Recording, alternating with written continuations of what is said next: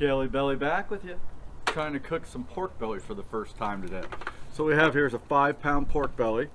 I have almost cubed it all the way through. But you notice I didn't cube it all the way through.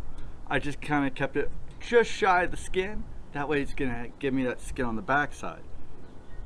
So after I've got this thing basically all the way cooked on the smoker, gonna give it a little bit of a crisp up in the oven, trying to basically turn this into pork rind on that side. Nice, soft, bacony goodness on one side, crispy pork rind on the other. That's what we're going for today. Hopefully it works out. We'll show you.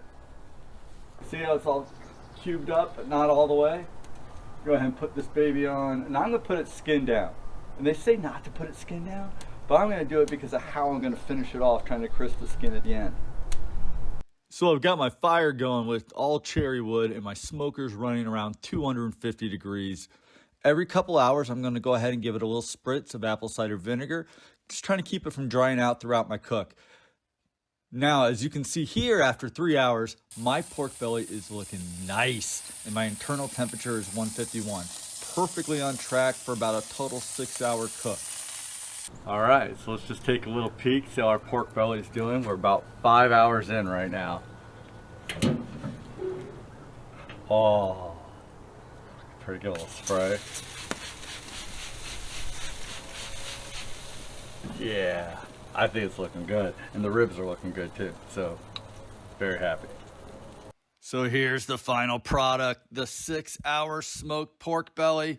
As you can see, I never actually broiled up that skin and crisped it up because the meat's fallen off the skin. I had no choice but to go forward with just finishing it up in the smoker until I hit 200 degrees, which was my internal target temp. Try first bite of pork belly. I've had one. Yeah. So it kind of separates, you can see. Yeah, like I see like the fat's on the bottom, yeah. So my original plan was when I got to this stage, I was gonna flip it over and then like broil it skin side up. Like render the... No, not render it, the skin. Turn the skin into like pork rind. Oh, okay, yeah. Imagine like this pork rind cracker with the meat on it. But what happened was when I went to bring it in, all the chunks of meat were barely even hanging on. Yeah, so yeah. I didn't have a lot of options. All right, let's try this. I also didn't over season it.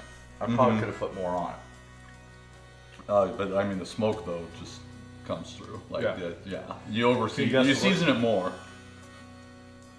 Sure. Yeah.